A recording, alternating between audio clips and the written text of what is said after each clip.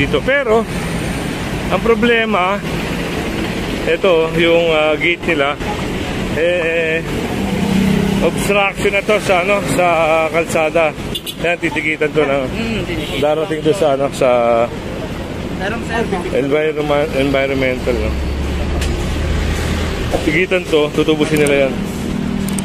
Ito yung naging problema nila.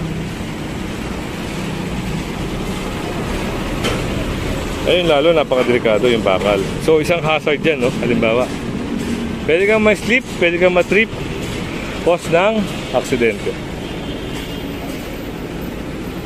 Eto na, dito papasok ang safety rules and standards. So alam to ng mga safety officer, dapat alam nila yan.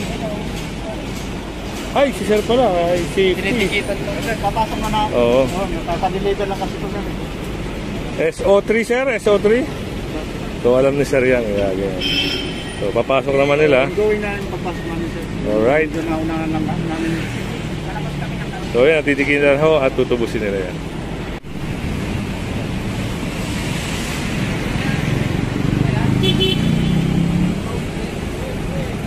Kayo rin ang mag-issue ng permit pag magkaroon kami ng zero internet. Ano po, opisina? Saan po ang opisina niya sir? Pagka nagkaroon kami ng puring sabong zero internet sir. Pero pumunta na po kami sa barangay sir. Okay naman sir. So yun, papasok yung pouring activity.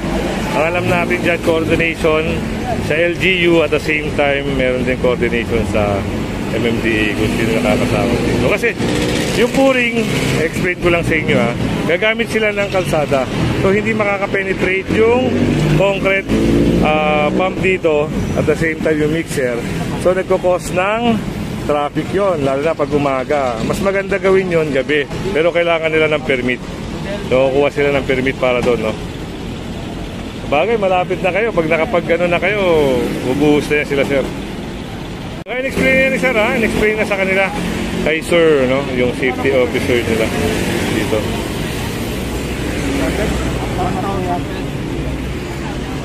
Okay, ito yan ha, na-explain na sa kanila kung ano yung mga gagawin. Alright, so ito yung mixer, no? Parang manual mixer to. Yan, tatabihan doon kasi sidewalk na yan.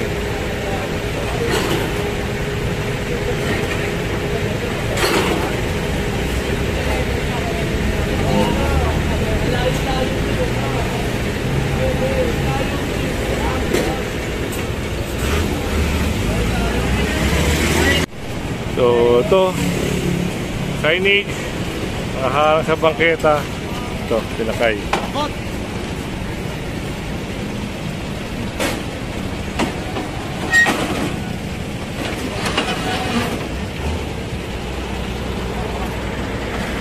At ito yung hindi natin alam kung ano tawag dyan eh. O sige, sabihin natin signage yun na ano. Pero ito nakuha rin, no?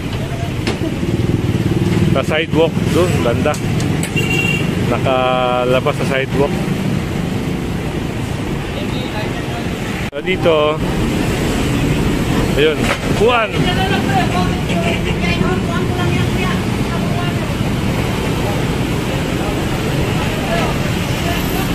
Sunod tayo ha. Tignan natin kung anong mangyayari. Ayun. Binalikan na naman yung area na to. Kung natatandaan nyo yung operation dito, maraming nabaklas na lona. Ano, meron na naman. So punta tayo, dire-diretso tayo. Hindi tayo makaano kasi nasa loob sila ng ano, ng sidewalk. Yung iba, ayan, wala nang lona. Pero yung iba meron. Mas maayos ngayon, mas maayos. Ayan, mas maayos ngayon.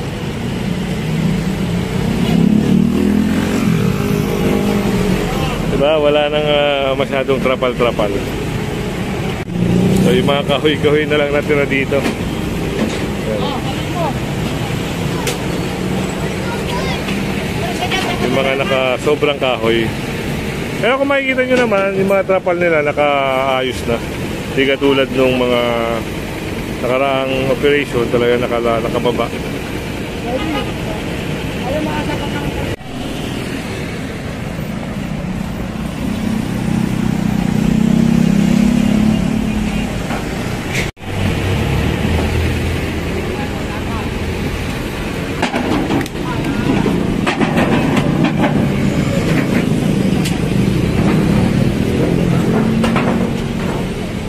Ito, napansin dito, sobra. Ito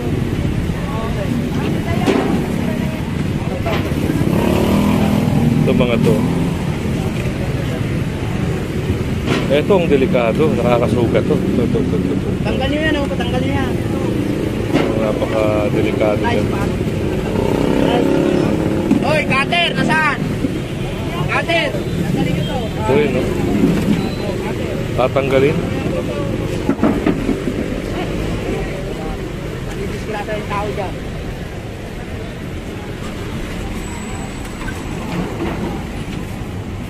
Paalala po, kung hanggang saan lang yung stall nyo, hanggang doon lang kayo, wag na kayo mag-extend. Para sa mga customer nyo yan, kung bibili.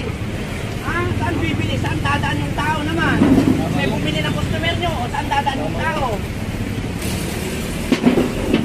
Bibigay na kayo ng stall na yan, yung space na yan, ang bibili yan. Wala ulit yan. Tayo na po kontento. So, natanggal na rin yung extension nila. Pinapantay lang naman kasi doon. Kasi dito, ito, kita nyo, sumobra na sila rito.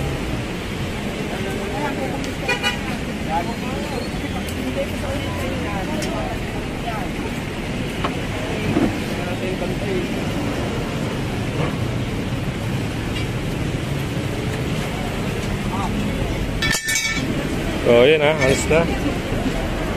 At sunod tayo sa operation.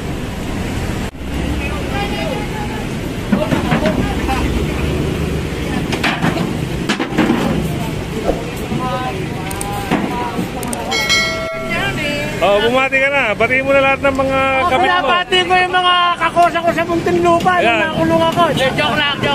Oh, yung mga kakosa Okay lang po yan. Normal yan. Marami palang kakosa to, sir. Sino mga kakosa mo rin, sir? Wala, bibiro lang. Bibiro lang. Oh, yun. So, dito napansin din yung mga lamesa. Mga lamesa, mga buko-buko. Kailangan ano?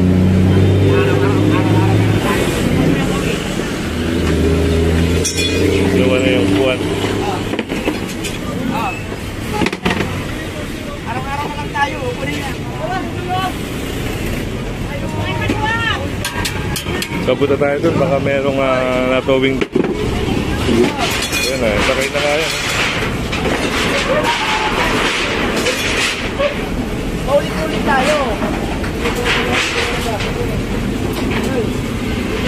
So, yun. Yung buwan.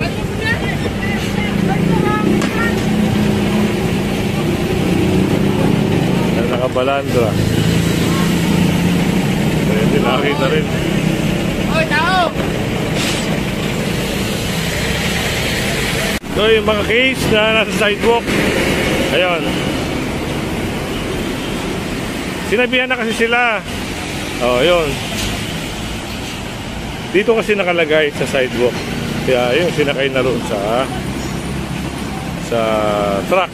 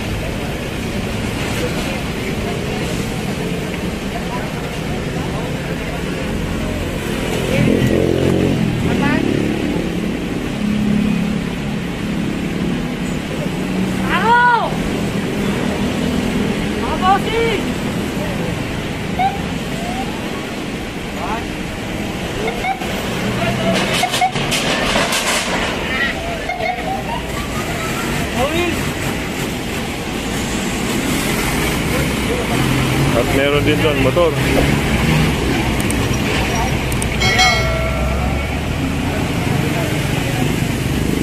So, isa, dalawa, tatlong motor. So, isa. Dati natin nyo lang, tinisan niya.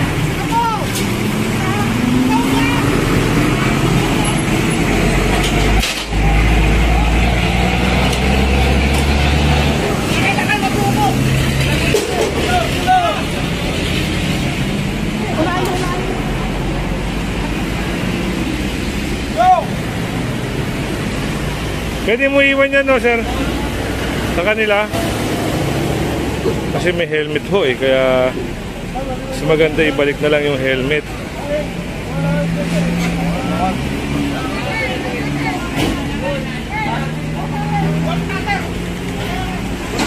Volcater! Volcater! Go, go, go! Volcater! Volcater! Dito, dito, dito. Dalawa lang dito. Kuya, yung helmet, akin na. Bibigay natin yung helmet doon sa nararapat. Kuya, itago nyo nga ho to, doon to sa mga natutowing. Pag may naghanap po, ibigay nyo na lang yan. Nag-deliver lang kami, sir. Yun na pala yung may-ari, si kuya pala yung may-ari. Nag-deliver lang kami.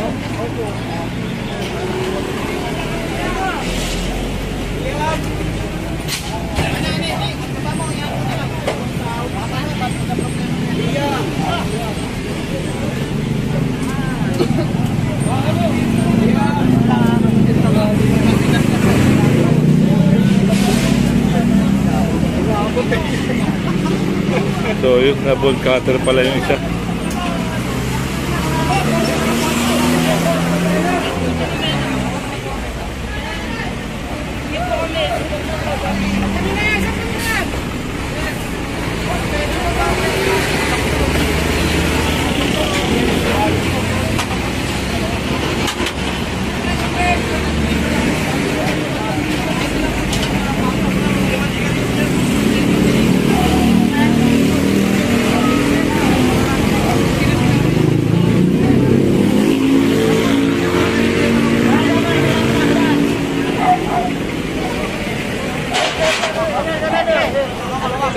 Dalawa lang dyan para...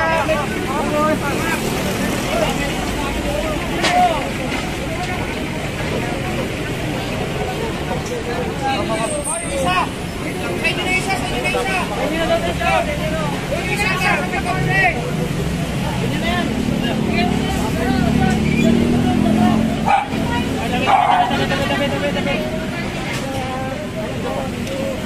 Ay, meron sa inyo yan? Ano yun na kuha na dyan? Ay, hindi ko po alam. Tanong nyo lang po.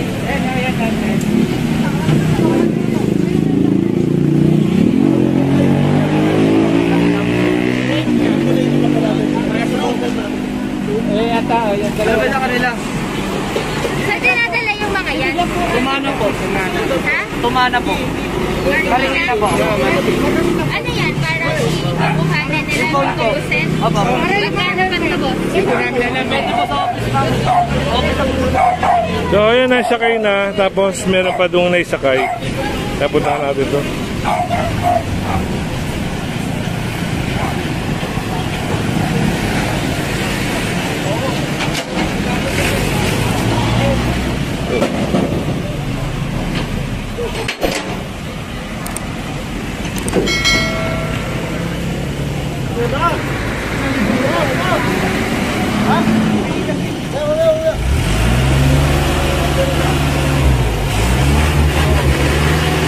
At ito, nakita nyo naman, no?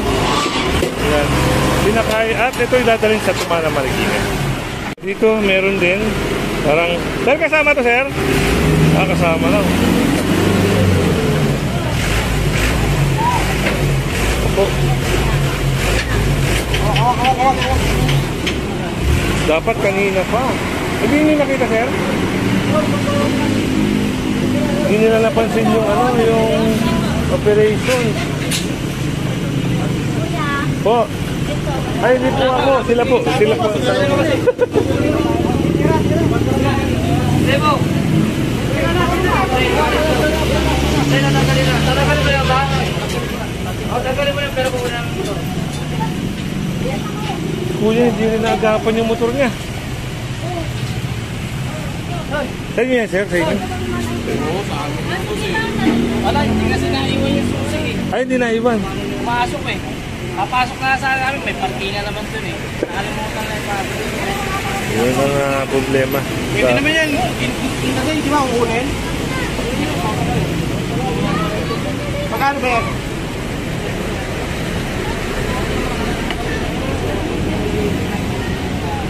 So, yung natatanggalin lang yung ano, parang kadena, tapos sasakay nila yan dito. Tapos pupuntahan nila yan sa Tumana. Ay, doon nila dadalhin sa Tumana, Marikina.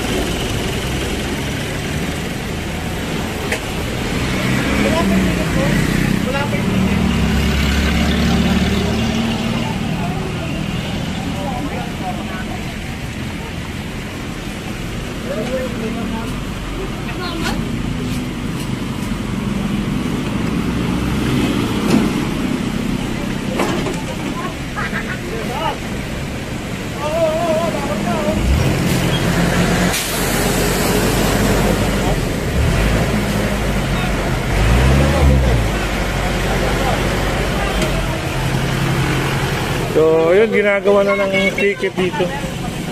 So, ginagawa na ng ticket dito. Ito yun ang notice para sa kanila.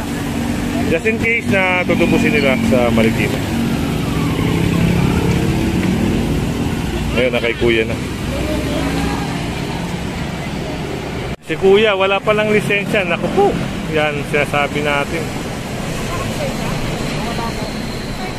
Wala lisensya yun, ma'am? Kuya? Kilala niyo siya? Kilala niyo? Yari, si Kuya.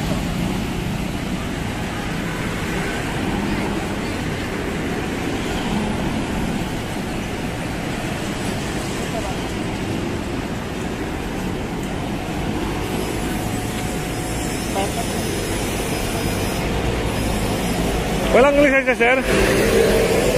Wala kayong lisensya? Wala. Paano pag ganyan, sir? Anong gagawin pag ganyan? Tawagin na lang ito, sir. Same pound, sir? Oo, kasi unang-una, magkakaleto na walang lisensya. Oo. Pangalawa, kaya na to. So, yun. Rinig nyo naman, no?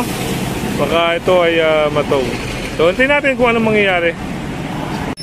So, ito. Parang itutowing nga itong tricycle. Gawa ng si Kuyang driver.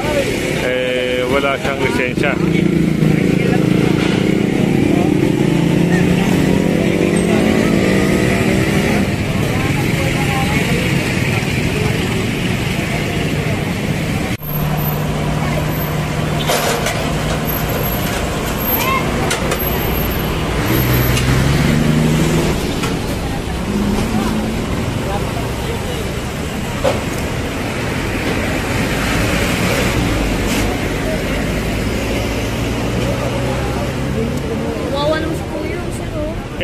Hindi ko po alam.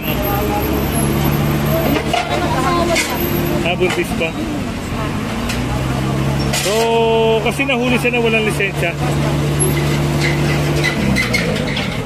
Sideline na nakakapit. Ba? Sideline. Yun o. May Kuya? Yun lang problema. Ito pala sideline ni Kuya, no? Yung nahuli. So, yun, nasakay na. At siguro ito ay dadali na sa Tumana, Marikina. Ay, kita nyo naman sa guhit. Sir. may guhit, tapos may arrow papunta rito. So, ang parking niya dapat Opo. parallel. Dapat, oo. Hindi island. Kasi lagpas na siya sa guhit. Okay po. Then itong kotse na to, 3 days na rin na lang. Ay, 3 days na. Sir, 3 days na yan, sir. Ito ng gwardiya. Ay, yung gwardiya, no? Tanungin na lang natin yung gwardiya. Ito. Opo. Ito. Ayan, binaba na, oh. Oo nga naman. Kung makikita nyo, ayan. Itong araw na to. Pero ito, parang okay to, yung sasakyan na to. Parang tama naman sa guhit. Ito ang mali ang pagposisyon. Pero ito, walang problema dito sa posisyon na to. So ito, sasakyan niya.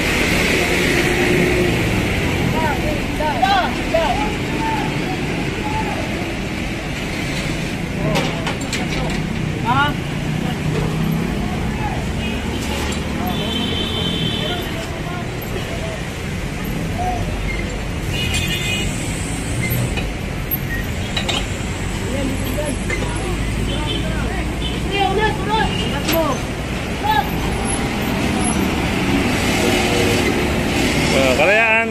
Katipunan, sorry, Katipunan. Yan, C5 Katipunan. Ito na, hinila na.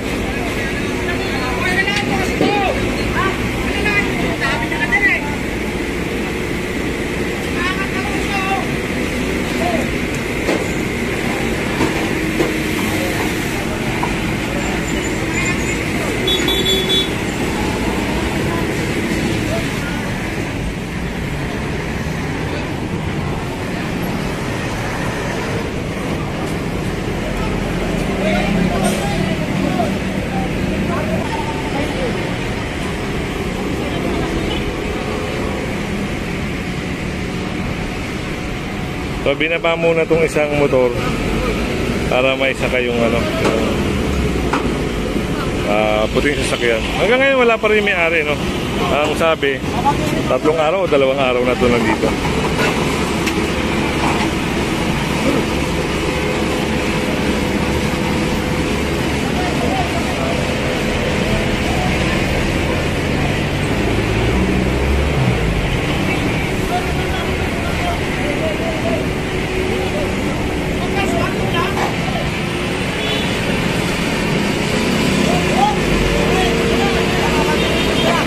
Sa Tumana Marikina ko dadalhin.